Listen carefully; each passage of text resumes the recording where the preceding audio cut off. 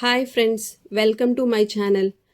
Today మనం ఈ వీడియోలో ఎకానమీలో most important and present current issues అయిన GDP, WPI, CPI, PPI, IIP and recent update అయిన ఐఎస్పి ఇండెక్స్ గురించి తెలుసుకోబోతున్నాం.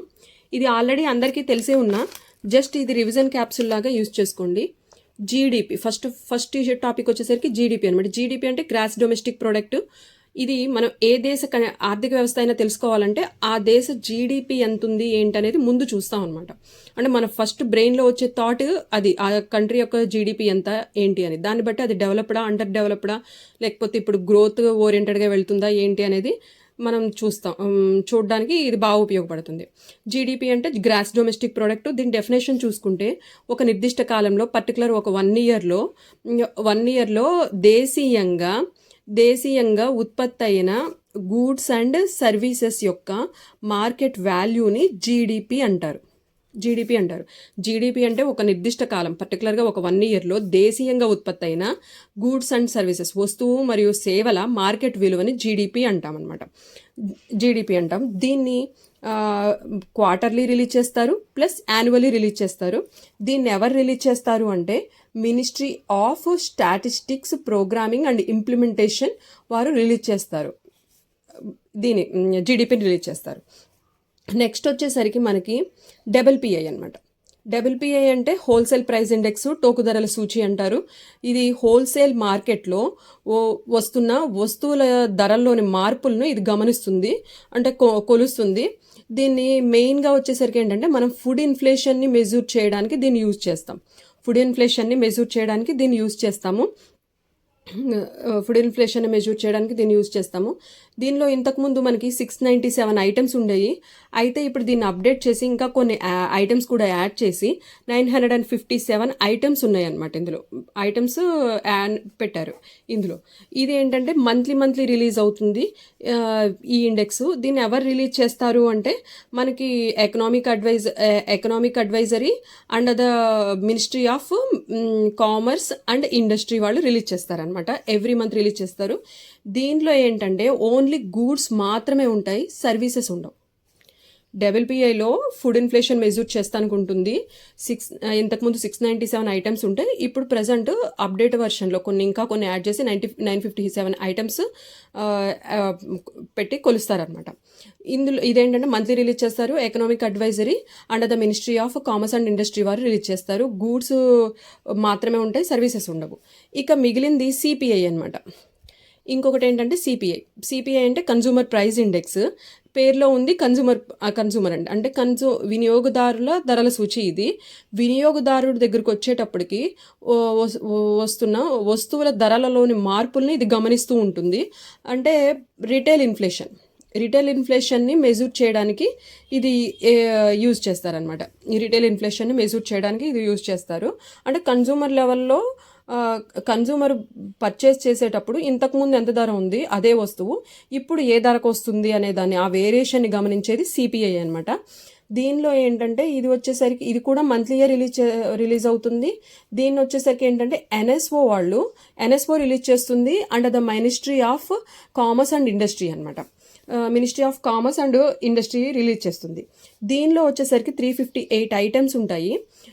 అందులో 308 ఐటమ్స్ గూడ్స్కి సంబంధించినవి విత్ ద వెయిటేజ్ ఆఫ్ 76.6%. తర్వాత ఇందులో మిగిలిన 50 ఐటమ్స్ వచ్చేసరికి ఏంటంటే మనకి services with the weightage of 23.36% వెయిటేజ్తో ఇది ఉంటుందన్నమాట. సిపిఐలో 358 ఐటమ్స్ ఉంటాయి.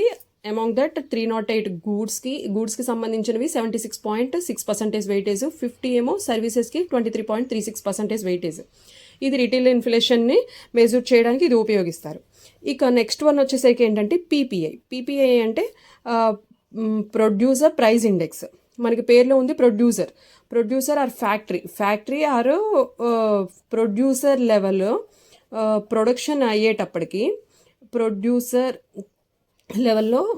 ప్రొడక్షన్ అయ్యేటప్పటికి వస్తున్న వస్తువుల ధరలలోని మార్పులను ఇది గమనిస్తుంది అనమాట. అంటే రా మెటీరియల్కి ఒక రేటు ఉంటుంది, ముడి సరుకులకు ఒక రేటు ఉంటుంది కదా, అలాగే ప్రొడక్షన్ అయిపోయిన తర్వాత రా మెటీరియల్ తెచ్చుకున్న కాడి నుంచి ప్రొడక్షన్ అయిపోయిన తర్వాత ఆ ప్రోడక్ట్కి ఎంతైతే ఖర్చు అయిందో ప్రొడ్యూసర్కి, దాన్ని ఆ రెండింటి వేరియేషన్ని ఇది చూస్తుందన్నమాట, ప్రొడ్యూసర్ ప్రైస్ ఇండెక్స్. ఇది కూడా మనకి ఏంటంటే ఇందులో గూడ్స్ ప్లస్ సర్వీసెస్ రెండు ఉంటాయి.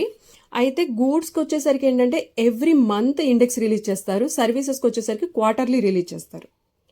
గూడ్స్కి మంత్లీ రిలీజ్ చేస్తారు, సర్వీసెస్కి క్వార్టర్లీ రిలీజ్ చేస్తారు. ఇది కూడా మనకి ఇది ఎవరు రిలీజ్ చేస్తారంటే economic advisory under the ministry of commerce and industry వారు రిలీజ్ చేస్తారు. ఇది ఏంటంటే దీనిలో మనకి సర్వీసెస్కి కూడా ఇండెక్స్ రిలీజ్ చేస్తారు క్వార్టర్లీ. ఇప్పుడు ఇంకొకటి ఏంటంటే ఇది రా మెటీరియల్కి ఎంత ఖర్చు అయింది, రా మెటీరియల్ తీసుకున్న దగ్గర నుంచి ప్రొడక్షన్ అయిపోయేంత వరకు ఎంత ప్రొడక్షన్ అయిపోయేటప్పటికి ధరల్లో ఎంత వేరియేషన్ వస్తుంది ఏంటనేది పర్టికులర్గా గమనిస్తుంది. కాబట్టి ఇది ఇంకా ఇన్ఫ్లేషన్ని బాగా మెజ్యూర్ చేయగలదు అని చెప్పి గవర్నమెంట్ ఏం చేస్తుందంటే, ఇండియన్ గవర్నమెంట్ ఈ WPI ఉంది కదా, హోల్సేల్ ప్రైస్ ఇండెక్స్, దీని ప్లేస్లో PPIని రానున్న 5 yearsలో క్రమేణా 1 by 1 స్టెప్ బై స్టెప్ PPIని భర్తీ చేస్తుంది అనమాట. WPI ప్లేస్లో PPIని భర్తీ చేస్తుంది. ఇంకొకటి ఏంటంటే మన నెక్స్ట్ ఇండెక్స్ వచ్చేసరికి IIP అంటే ఇండెక్స్ ఆఫ్ ఇండస్ట్రియల్ ప్రొడక్షను. ఇది మనకి సెక్టోరల్ గ్రోత్ తెలుసుకోవడానికి ఉపయోగపడుతుంది. ఏం తెలుసుకోవడానికి అంటే సెక్టోరల్ గ్రోత్ తెలుసుకోవడానికి ఉపయోగపడుతుంది. ముఖ్యంగా mining and manufacturing and electricity, ఈ మూడిట్లో ప్రొడక్షను ఎంత గ్రోత్ ఉంది ఏంటనేది ఇది మనకి చెప్తుంది అనమాట. ఈ ఇండెక్స్ ఎవ్రీ మంత్ రిలీజ్ అవుతుంది by NSO under the ministry of statistics, programming and implementation వారు రిలీజ్ చేస్తారు. నెక్స్ట్ ఇది IIP వచ్చేసరికి మనకి సెక్టోరల్ డెవలప్మెంట్ ఎలా ఉంది, సెక్టోరల్ గ్రోత్ ఎలా ఉంది, దాని ప్రొడక్షన్ ఎలా ఉంది ఏంటనేది మనకి తెలుసుకోవడానికి ఇది ఉపయోగపడుతుంది. ఇక నెక్స్ట్ రీసెంట్ అప్డేట్ ఏంటంటే ISP అంటే ఇండెక్స్ ఆఫ్ సర్వీసెస్ ప్రొడక్షన్ అనమాట. ఇండెక్స్ ఆఫ్ సర్వీసెస్ ప్రొడక్షన్ ఇది ఇంకా మనకు అమల్లో లేదు. నెక్స్ట్ July 14th నుంచి దీన్ని అమలు చేస్తున్నారు అనమాట. July 14th 2026 నుంచి ఇది అమలు చేస్తున్నారు. దీన్ని పర్టికులర్గా ఈ ఇండెక్స్ని తయారు చేయడానికి కారణం ఏంటంటే, ఇంప్లిమెంటేషన్ కారణం ఏంటంటే, ఇప్పటి వరకు సర్వీసెస్కి పర్టికులర్గా ఏ ఇండెక్స్ లేదు. మనకి WPIలో ఓన్లీ గూడ్స్ మాత్రమే ఉంది, సర్వీసెస్ లేదు. CPIలో విత్ లెస్ వెయిటేజ్ అనమాట, 23.36% ఉంది సర్వీసెస్ది. ఇంకొకటి ఏంటంటే PPIలో కూడా ఏంటంటే సర్వీసెస్ ఉంది కానీ క్వార్టర్లీ ఇండెక్స్ రిలీజ్ చేస్తారు కానీ మంత్లీ లేదు. గూడ్స్కి మంత్లీ ఉంది కానీ సర్వీసెస్కు క్వార్టర్లీ ఉంది. దానివల్ల ఏంటంటే వేరే ప్రైవేట్ ఇండెక్సెస్ వాటిని మనం యూజ్ చేయాల్సి వస్తుంది. దీని సర్వీసెస్లో ఎలా డెవలప్మెంట్ ఉంది లేదా ఇన్ఫ్లేషన్ ఎలా ఉంది ఏంటి అని తెలుసుకోవాలంటే. దానికోసం ఏంటంటే పర్టికులర్గా సర్వీసెస్ మనకి ఇండియన్ ఎకానమీలో మోర్ దాన్ 50% లేదా 50% డెవలప్మెంట్ మనకి సర్వీసెస్ సెక్టార్ నుంచే GDP వస్తుంది. అంత వాల్యుబుల్ ఉన్న సర్వీసెస్ సెక్టార్కి కూడా ఒక ఇండెక్స్ ఉండాలి, మంత్లీ రిలీజ్ చేయాలి దానికి ఇండెక్స్ అని చెప్పి అనే ఉద్దేశంతో Indian government index of services production అనే దాన్ని తీసుకొచ్చారు. దీన్ని నెక్స్ట్ July 14th 2026 రిలీజ్ అవుతుంది. అప్పుడు ఎవ్రీ మంత్ రిలీజ్ చేస్తారు. ఎవ్రీ మంత్ 29th డేట్ లేదా ఒకవేళ అది హాలిడే అంటే నెక్స్ట్ డే ఈ ఇండెక్స్ని రిలీజ్ చేస్తారు. ఎవ్రీ మంత్ రిలీజ్ అవుతుంది. నెక్స్ట్ July 14th మనకి ట్రయల్ బేసిస్ మీద ఈ ఇయర్ April 2026 యొక్క ఇండెక్స్ రిలీజ్ చేస్తారనమాట. ఇక ఈ GDP, WPI, CPI వీటన్నిటినీ కూడా మనం కొలవాలంటే ఒక బేస్ ఇయర్ అనేది ఉంటుందన్నమాట. అంటే బేస్ ఇయర్ అసలు ఎందుకు తీసుకుంటాము ఏంటి అని అంటే, జనరల్గా ఒక ఇన్ఫ్లేషన్ ప్రతి ఇయరు ప్రతి మంత్ మనకి ఇన్ఫ్లేషన్ పెరుగుతూ ఉంటుంది, ధరల్లో వ్యత్యాసాలు వస్తూ ఉంటాయి. ఆ ప్రభావాన్ని ఖచ్చితంగా తెలుసుకోవాలన్నా దాన్ని తొలగించాలన్నా కూడా మనకు ఒక బేస్ ఇయర్ ఉండాలి. ఇంకొకటి ప్రీవియస్ ఇయర్కి ఈ ఇయర్కి లేదా ప్రీవియస్ ఇండెక్స్కి ఈ ఇండెక్స్కి ఖచ్చితమైన పోలిక ఉండాలన్నా కూడా బేస్ ఇయర్ అనేది ఉండాలి. ఒకటి ఇన్ఫ్లేషన్ ప్రభావాన్ని తీసేయడానికి, ఇంకొకటి ఖచ్చితమైన స్టాండర్డ్ కంపారిజన్ అనమాట, ఖచ్చితమైన పోలిక అనేది ఉండడానికి. ప్రీవియస్ ఇయర్ ఈ రేట్లో ఉంది, ప్రీవియస్ ఇయర్ GDP ఎంత ఉంది, ఈ ఇయర్ GDP ఎంత ఉంది, ఇలా అనేది తెలుసుకోవడానికి. ఇంకొకటి ఏంటంటే ప్రజల్లో కొత్త అలవాట్లు వస్తూ ఉంటాయి. ఆ అలవాట్లను యాడ్ చేయాలన్నా, లేదు ఆల్రెడీ అవుట్డేటెడ్ అలవాట్లు ఉంటాయి లేకపోతే వస్తువులు ఉంటాయి, అలాంటి వాటిని తీసేయాలన్నా కూడా మనకి బేస్ ఇయర్ అనేది కావాల్సి ఉంటుంది అనమాట.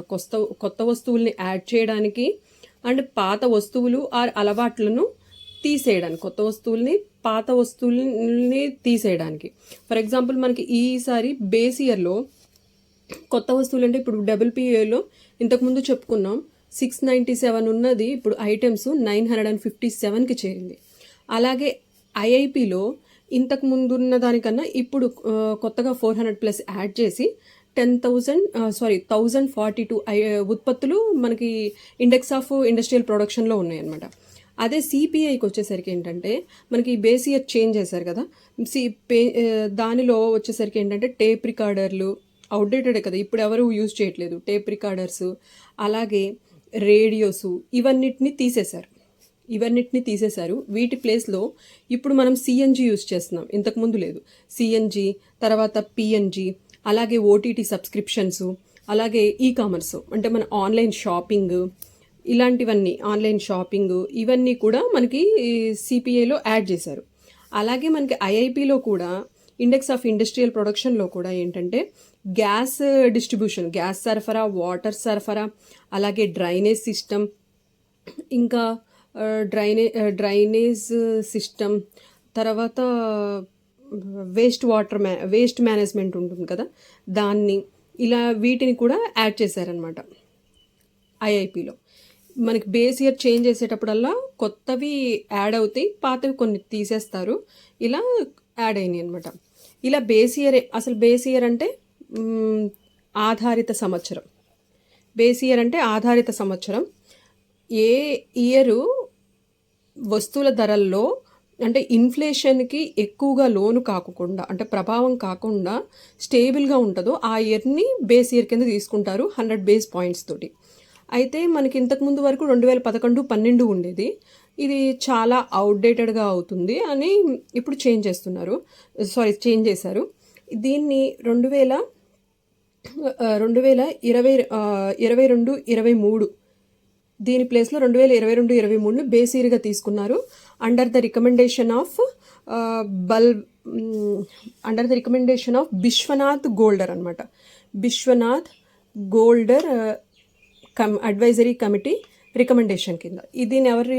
ఈ కమిటీని ఎవరు అపాయింట్ చేశారంటే MOSPA, ministry of statistics, programming and implementation ఉంది కదా, అది బేస్ ఇయర్ని చేంజ్ చేయడానికి బిశ్వనాథ్ గోల్డర్ అధ్యక్షతన ఒక అడ్వైజరీ కమిటీని ఏర్పాటు చేశారు.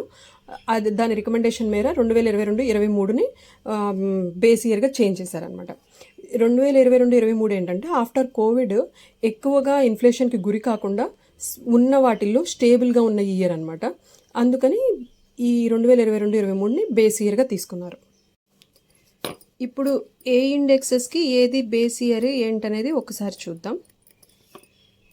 CPI, IIP and ISP. GDPకి ఇంతకుముందు 2011-12 ఉండేది బేస్ ఇయర్ కింద. ఇప్పుడు బిశ్వనాథ్ గోల్డర్ కమిటీ రికమెండేషన్స్ మీద దీని బేస్ ఇయర్ 2022-23కి చేంజ్ చేశారు. అదేవిధంగా WPI హోల్సేల్ ప్రైస్ ఇండెక్స్ కూడా 2011-12 ఉండేది ఇంతకుముందు, ఇప్పుడు 2022-23. CPIకి 2012 ఉండేది ఇంతకుముందు, ఇప్పుడు 2024 చేశారు. IIPకి కూడా ఇంతకుముందు 2011-12 ఉండేది, ఇప్పుడు 2022-23.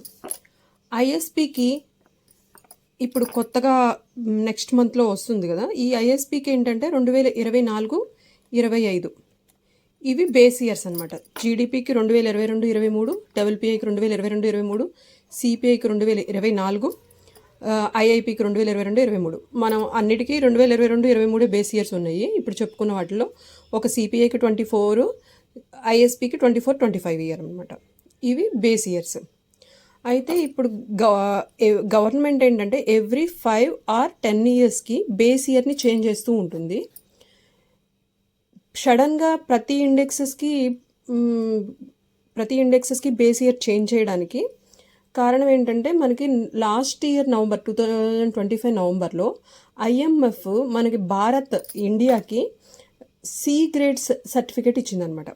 అంటే అది ప్రతి కంట్రీకి మనకి ABCD అని, అంటే అక్కడ ఆర్థిక ప్రమాణాలు, కొలతలు, ఇలాంటి వాటి గురించి మెన్షన్ చేస్తూ మనకి ఇస్తుంది అనమాట. అంటే డి వచ్చేసరికి ఏంటంటే పూర్ క్వాలిటీ, సి వచ్చేసరికి ఓకే దానికన్నా కొంచెం అంటే లాస్ట్ సెకండ్ పారామీటర్ అన్నట్టు. ఇంతకుముందు ఏలో ఉండేవాళ్ళం, ఇప్పుడు ఇండియా వచ్చేసరికి సి గ్రేడ్కి వచ్చేసింది అనమాట. సి గ్రేడ్కి ఏంటంటే ఈ డబ్ల్యూపీఐ, సిపిఐ ఇవన్నీ ఉన్నాయి, కాకపోతే బేస్ ఇయర్ వచ్చేసరికి అవుట్డేటెడ్గా ఉంది అనే దాన్ని ఇక్కడ మనకి సి గ్రేడ్ మెన్షన్ చేస్తుంది. ఈ సి గ్రేడ్ నుంచి మనకి ఏ గ్రేడ్ రావడానికి గవర్నమెంట్ ప్రతి ఒక్కదాన్ని కూడా చాలా కరెక్ట్గా సరిదిద్దుకుంటూ, ఏమైనా మిస్టేక్స్ ఉంటే అవన్నీ సరిదిద్దుకుంటూ ఈ బేస్ ఇయర్స్ అన్నింటినీ కూడా చేంజ్ చేశారు. అంటే కొత్తగా కొన్ని యాడ్ చేయడం, అలాగే సర్వీసెస్కి స్పెషల్ ఇండెక్స్ తీసుకురావడం, దానికి ఒక మంత్లీ ఇండెక్స్ రిలీజ్ చేయడం, అలాగే డబ్ల్యూపీఐలో కొన్ని ఐటమ్స్ యాడ్ చేయడం, ఐఐపిలో కొన్ని ఐటమ్స్ యాడ్ చేయడం, అవుట్డేటెడ్గా ఉన్న సిపిఐని లో ఐటమ్స్ తీసేయడం, ఇలా అన్నిటినీ కూడా సమూలంగా మార్పులు చేర్పులు చేసుకుంటూ ఈ బేసిఎస్ని చేంజ్ చేసినాయి అనమాట. ఇంకా మనకి బేసిఎస్ ఇది ఒక్కటే కాకుండా అసంఘటిత రంగం అని ఒకటి ఉంది మనకి, ఇన్ఫార్మల్ సెక్టార్. ఆ ఇన్ఫార్మల్ సెక్టార్ యొక్క సేవలు కూడా మనకి జీడిపిలో కౌంట్ అవ్వట్లేదు. తర్వాత దాంట్లో వచ్చే చేంజెస్ కానీ ఏనా కానీ మనకి మెన్షన్ చేయడానికి అవ్వట్లేదు అని చెప్పి ఈ సి గ్రేడ్లో అది కూడా ఒక పాయింటే. దానికోసం ఏంటంటే ప్రతి ఇన్ఫార్మల్ సెక్టార్ది కూడా డిజిటల్ డేటాలో వచ్చేలాగా చూస్తున్నారు. తర్వాత ఇంకొకటి ఏంటంటే ఇన్ఫ్లేషన్ కొలవడానికి ఇంతకుముందు డబ్ల్యూపీఐలో సింగిల్ డిఫ్లేషన్ ద్వారా మనకి ఇన్ఫ్లేషన్ని కొలిసేవాళ్ళు అనమాట. అయితే ఇప్పుడు ఏంటంటే దీన్ని డబుల్ డిఫ్లేషన్ ద్వారా ఇన్ఫ్లేషన్ని కొలవడానికి చేంజ్ చేశారు. అంటే అవుట్పుట్లో వేరియేషను చూస్తారు, ఇన్పుట్లో కూడా ధరల్లో వచ్చే వేరియేషన్ని, రెండింటి దగ్గర కూడా వేరియేషన్ని చూసి దానికి అనుగుణంగా ఎలా మార్పులు వచ్చినాయి ఏంటనేది ఖచ్చితంగా మార్క్ చేస్తారనమాట. దానివల్ల అసలు ఇన్ఫ్లేషన్ ఎంత ఉంది ఏంటనేది క్లియర్గా తెలుస్తుంది. ఇలా ఒక్కొక్కటి ఇలా మన సి గ్రేడ్ రావడానికి ఏ అయితే మైనసెస్ ఉన్నాయో అవన్నీ సరిదిద్దుకుంటూ ఇండియన్ గవర్నమెంటు ఏ గ్రేడు మళ్ళీ తీసుకురావడానికి మొత్తం ఈ స్టెప్స్ అన్నీ తీసుకున్నది అనమాట. అసలు ఈ సి గ్రేడ్ రావడం వల్ల ఇండియన్ ఎకానమీకి ఏమి ఎఫెక్ట్ అవుతుంది ఏంటి అంటే, మనకి ఏ కంట్రీ అయినా అదర్ కంట్రీస్ కంపెనీస్ కానీ ఇవన్నీ కానీ ఎఫ్డిఐలు, ఎఫ్ఐఐలు ఇలా వస్తాయి కదా, అవి మన కంట్రీకి రావాలంటే ముందు ఈ ర్యాంకులు చూస్తాయి అనమాట, ఈ పారామీటర్స్ చూస్తాయి. ఉంటే ఓకే ఇక్కడ ఇన్వెస్ట్ చేయొచ్చు, మనకేం ప్రాబ్లం లేదు ఇట్లా అని నమ్మకంతో పెట్టేస్తారు. సి అంటే కొంచెం ఆలోచిస్తారు. అలా ఇప్పుడు ఆ ఎఫెక్ట్ పడకుండా ఉండడానికి గవర్నమెంట్ ఇలా ప్రతి ఒక్కదాన్ని చేంజ్ చేసుకుంటూ డెవలప్మెంట్ దిశగా వెళ్తుందన్నమాట. ఈ ఇన్ఫర్మేషన్ మీకు యూజ్ అయితే please like and subscribe. Thank you.